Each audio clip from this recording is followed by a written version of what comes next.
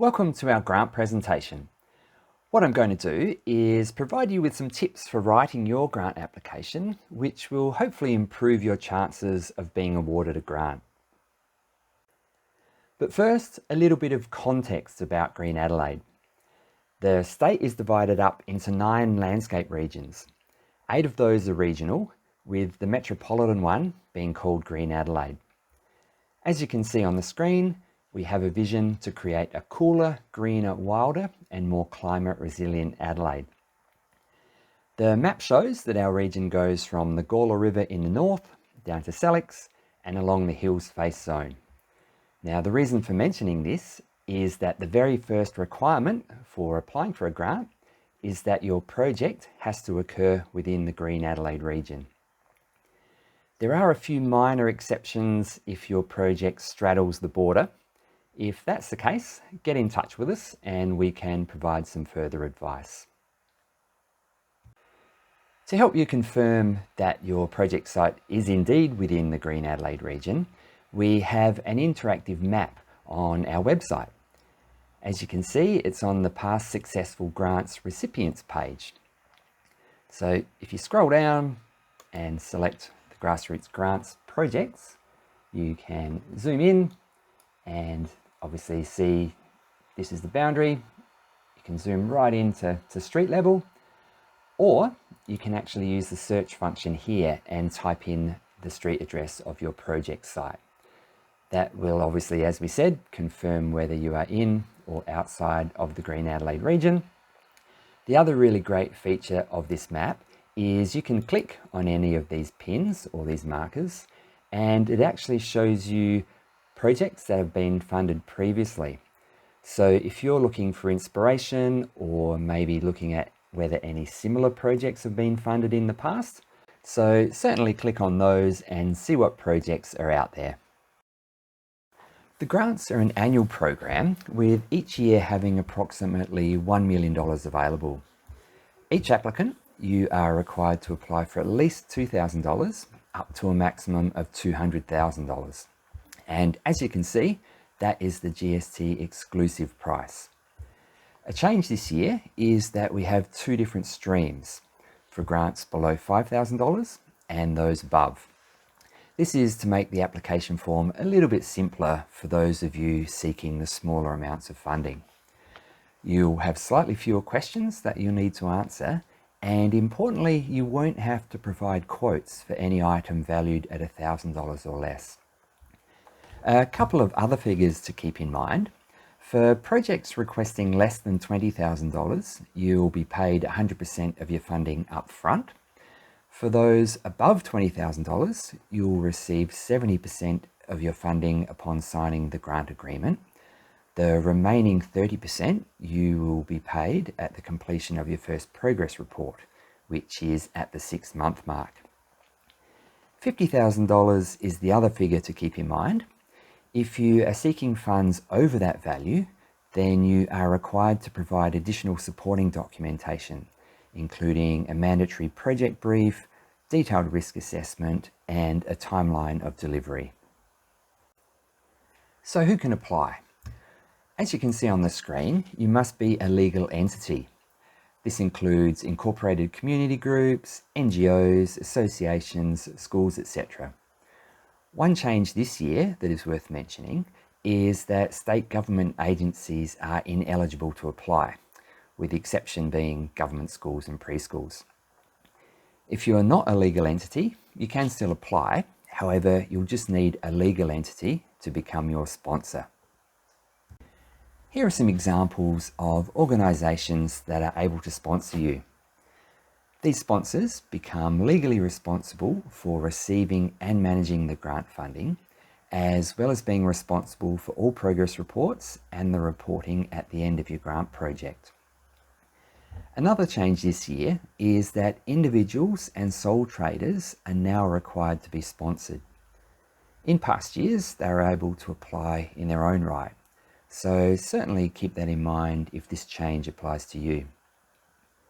As you can see, sponsors may claim up to a 10% administrative fee, and to help you with the sponsorship support letter, we have a template available on our website and also in the online grant management system Smarty Grants. Speaking of Smarty Grants, that is the system that you'll need to use to apply for a grant. A lot of you will have used it before, but if you haven't, all you need to do is register by providing an email address and creating a password. If you have previously used it, your login and password will be the same as you used last time. If you can't remember your password, there's an I forgot my password function that you'll be able to use to get you started. So that's covered most of the administrative parts of the grant application process. Now we're on to the main key points. As you can see on the screen, there are 8 different dot points, which for the rest of the presentation, I'm actually going to go through those one at a time and explain exactly what it is that we're after and why we're after that information. And hopefully that will provide you with some tips and tricks to help you answer those questions more thoroughly. In the project details section, there are a number of questions that you'll need to answer. The project title is pretty self-explanatory. The length of time that you have to complete the project, well, you'll have anywhere between 1 to 3 years. However, if you are applying for the less than $5,000 stream, the expectation is that you'll complete your project in 1 year. The project aims and why it's important. You'll note that there's a limit of 150 words. So my suggestion here is to be as direct and succinct in explaining your project. That way the assessment panel, when they're reading this summary, they'll have a really clear understanding of what it is that your project is about. Think about outlining what are the issues, how are you addressing them, and why is it important to the local community or the region. Photos and importantly a map of your site are really useful as well, as this gives a visual representation to the assessment panel. So it's really clear in their minds what it is that you're hoping to achieve. There is also the option to connect with a Green Adelaide staff member to ask any questions that you have or to provide specific technical advice.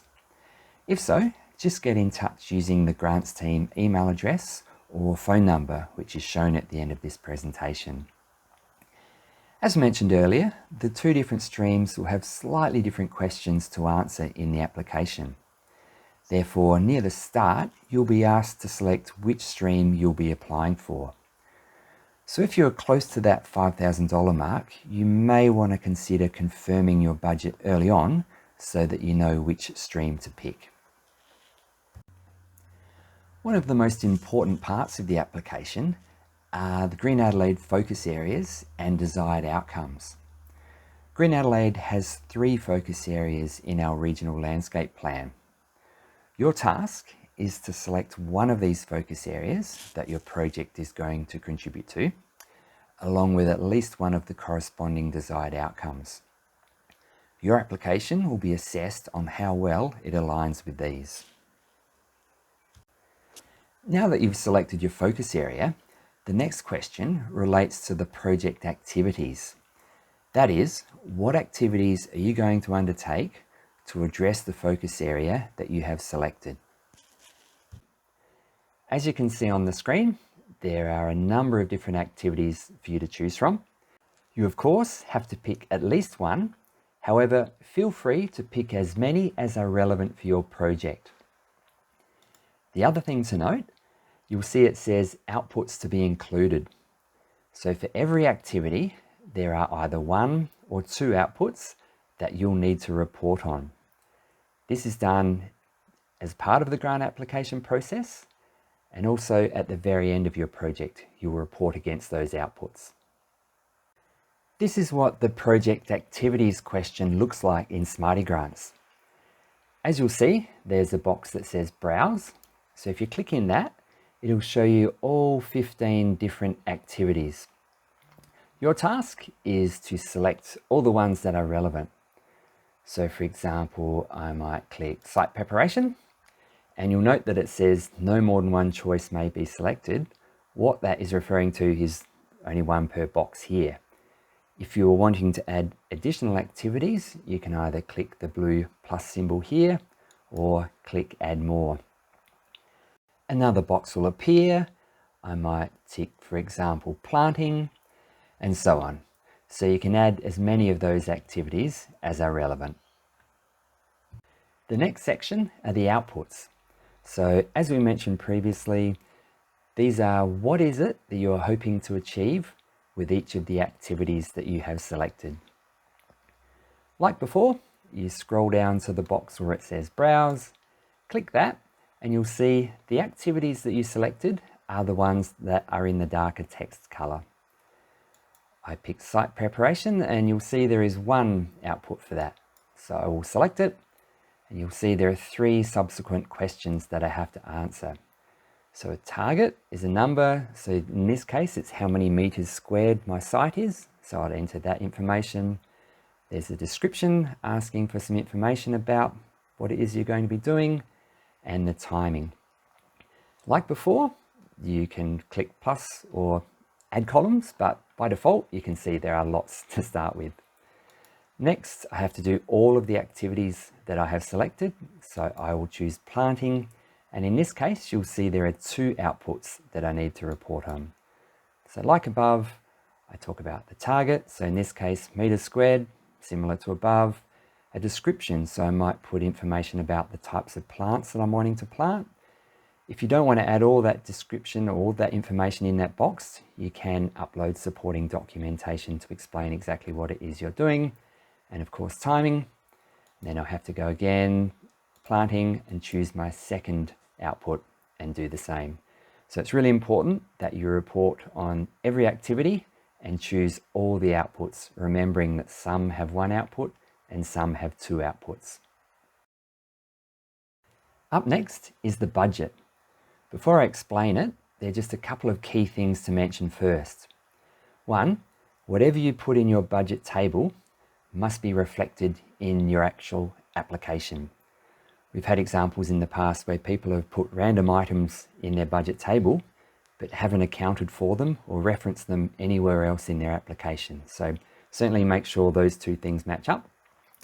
The other thing to emphasize, you'll see in bold that the prices that you put in the budget table are GST exclusive. In other words, don't have GST in the price. If you aren't registered for GST, that's an exception, and you will put GST in your budget table prices. But for the vast majority of people, it's important that you put the GST exclusive price. With the budget table, there are 5 different cells where you need to provide information. Firstly, the budget item. Then how much money are you asking from Green Adelaide? Is there any cash that you can contribute? A source of that cash? And just a brief description about each particular budget item. In the example on the screen, the applicant had an attached project plan that detailed the items, so they just put the different years as a reference. However, another option would be, for example, in the plant guards and stakes row, you could say 200 compostable guards and hardwood stakes. In past years, we've allowed cash equivalent contributions to be included in this table. However, this year, it is only cash that is eligible to be included. If you are contributing materials or other cash equivalent items, then you can include that information in your supporting documentation. An important thing to remember is that you'll need to upload any invoices or any quotes to justify what it is that you're putting in your budget table, unless of course you're applying for the less than $5,000 stream and your item is $1,000 or less. Not everyone is able to contribute financially to their project, but a way that we can capture your input is via the volunteer hours, or sometimes called the in-kind contribution. So basically, we're valuing the time that you are volunteering towards your project. Here there are just 2 questions that you need to answer: the number of volunteers that are involved in your project and the total number of volunteer hours. So for example, if I had 10 volunteers and they all came to a 2-hour working bee, that would be 20 volunteer hours. The third cell, the total value of the volunteer hours, is auto-calculated using the Australian Bureau of Statistics value of $50.50 per hour. So as I said, that's just another way that you can contribute to your project to make it better value for money. The grant guidelines list the eligible activities that you can apply for, though here is just a quick snapshot of some of them. Project management will be considered on a case-by-case basis and will only be funded where critical to the delivery of the project. Verge projects must occur on multiple sites, not just in front of one house. If you're doing a conservation-based project, then definitely local native plants are what you'll be required to plant. However, for general greening projects, non-native plants are acceptable. Projects in areas with low tree canopy cover will be prioritised. Raised garden beds, wicking beds or containers are actually eligible, however only in circumstances where planting in the ground isn't possible and you'll need to justify their use. And finally, irrigation is another thing that can be funded. However, we won't fund irrigation for an existing garden. It needs to be a component of a new garden. As with past years, there are specific requirements for private landholders seeking funding for their properties. The properties must be greater than 2 hectares in size, covered by or working towards a management plan, and we require a minimum of 50% cash contribution. However, a new addition this year is the ecological benefit or the public benefit. If your project addresses either of these, then smaller land sizes will be considered and your 50% contribution can be made from in-kind or materials in lieu of cash. Looking at the ineligible activities, there are a number listed here on the screen. They are all self-explanatory, so I won't read them out. There is a more extensive list in the frequently asked questions section on the grants page of the Green Adelaide website. If you have any questions about whether something that you are considering is eligible, then feel free to get in touch with us and we'll be able to discuss that with you. Permissions and permits are the next thing to talk about. As you can see, there are a number of things to consider. Do you have permission from the landowner or the land manager to undertake your project? And does your project align with plans that they may have in place? So for example, if you're a community group wanting to do a project on council land, you'll have to provide evidence that the council has given you permission. Now, sometimes this process can take quite a long time. So if you don't get formal approval by the time the grants close, as long as you provide evidence that, say for example, you've got an in-principle agreement from the landowner, it might be an email correspondence or documentation of a phone conversation that you had, you can provide that as part of your application. And then once you finally get the formal approval, then you can submit that. The other thing to consider, are there any other permits or approvals that you might need to get, such as ethics or water affecting activities permits? So certainly think about that. So that's a summary of the grant application process. However, before I finish, if your project involves any on-ground works, I do have some additional tips and suggested resources. There are a number of ways that you can go about it, but here are some planning principles that may assist. Every project requires a project plan. A well-defined project plan outlines the project's goals, objectives, and scope, which ensures that everyone involved understands what needs to be achieved. Before you start planning, it is critical to identify the outcome that you are wanting to achieve and how it will continue to inspire the community. So what is the purpose of your project?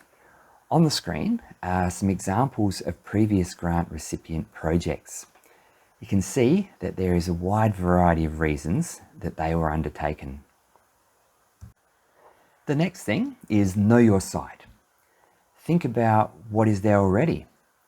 Are there any existing plants, and are these plants native or are they maybe weeds? Are these plants providing habitat for wildlife, or do they maybe provide other important functions? Think about the size of your area. What is the soil like? Has it been heavily modified? What about sunlight? Is it consistent across your site? Or maybe in winter, is your site heavily shaded? And what about existing infrastructure? How will you work around that? As you can see, there are many things here that you'll need to consider. When it comes to these on-ground projects, a design with specifications is required. Therefore, you'll need to measure the site. There are several ways you can do this. One, of course, is to get out there with a tape measure, but potentially a more convenient way is using online tools such as nature maps or Google Earth. Google Earth is probably the easiest. So in your browser, go to earth.google.com, open up a new map and navigate to your site. There's a path or polygon tool that you can use to define your project site. That will then provide you with the area as well as the length of the perimeter. You can see an example of that at the top right of the slide. Once you've measured out the site, next is plant selection. It is important to identify the roles that the plants will play and how they will be arranged to achieve the desired outcome. We have several resources available, either online or in printed form, that will be able to assist you with your plant selection. There are a few examples on your screen here. The Plants of Green Adelaide website, which contains information about all local native plants. There's the Adelaide Gardens Planting Guide, which also includes some design ideas. The Botanic Gardens Plant Selector is useful, especially if you're undertaking a general greening project and you want to include plants that are not local natives. While the final example is a new resource that we've just launched, which is our local native plant interactive map. Here you can use the map to generate a list of the local native plants specific to your area. To use the map, go to our website and you can either use the search function to search for local native plants, or hover over Discover, Gardening, and then scroll down to the local native plants section here. As you can see, there's a bit of information at the start. A really important part is that if you're undertaking any high value biodiversity projects, certainly speak to us about the specific plants that you'll be planting. But for everyone else, if you scroll down to the map, you can see the map of the Green Adelaide region. You can use the search function here to search for an address, or you can just scroll in on the map, click a particular spot, and it'll come up showing the particular vegetation type for that area. You'll see there are a couple of links here. One is the long species list. So if you click view, it'll bring up all of the species of plants that were known to occur in that particular location. Or alternatively, a shortlist, which are the ones that are commercially available via native plant nurseries. You'll also note that this is broken up into structural layers as well, so trees, shrubs, ground covers, etc. So that could be really useful. This is an example where there's just one, plant list for the area that you've clicked. However, there are some instances where there are more than one, in some cases 2 or even 3, possibly even 4 different plant lists to choose from. You can see in this example, one of them is called S6 and one is N12.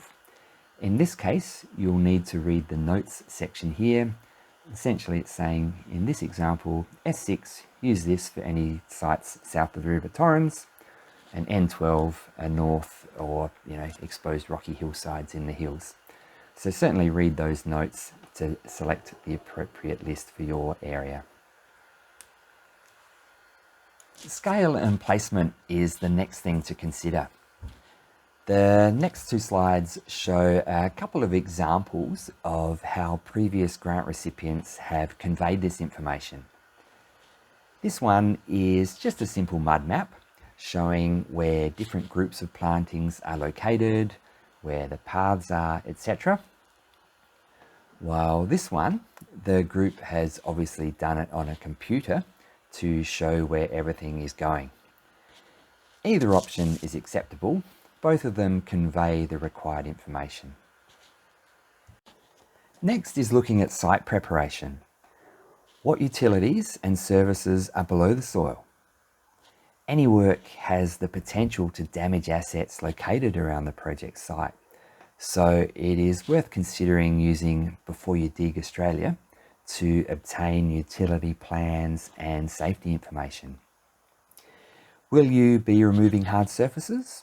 And if so, what costs are associated with the excavation, the removal from the site, and the dumping?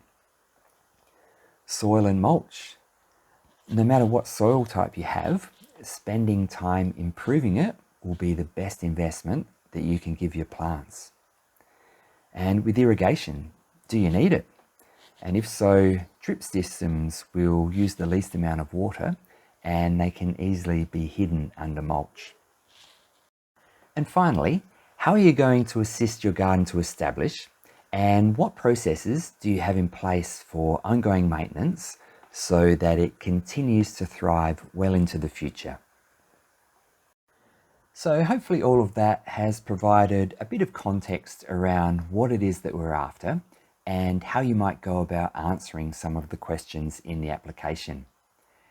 Here's just a few tips on where to go now.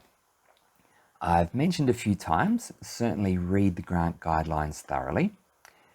Have a look at the interactive map on the website to investigate past projects that have been funded. There are also some great grant stories on the website that go into quite a bit more detail as well. Clearly outline what it is that you want to do. Step out your project bit by bit, thinking about what resources you're going to need. It could be people resources, it could be financial resources. There are a lot of different things to consider. The timing of your grant is really important as well. So especially for those multi-year projects, think about exactly what it is that you're going to do and when you are planning on doing it. Think about partners, how you can involve others. And of course, again, as we mentioned, the grants team are here to help. The grants close at 5 p.m. on Monday the 25th of May. Smarty Grants actually switches off then, so make sure you give yourself plenty of time. The assessment period will happen from June to August, with successful applicants being contacted in October. On the screen are the contact details for the grants team, so if you have any questions, please get in touch. Thanks very much for watching and best of luck with your grant applications.